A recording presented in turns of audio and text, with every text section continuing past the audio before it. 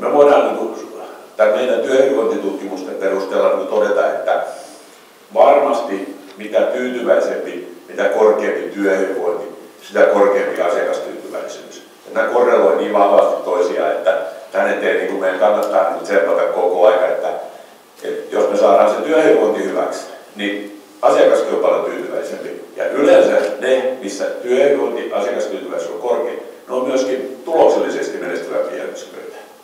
Et kaiken kaikkiaan tämä on semmoinen tämä on syy ja seuraus tai seuraus ja syy, mikä se sitten olisikin tavallaan toisistaan.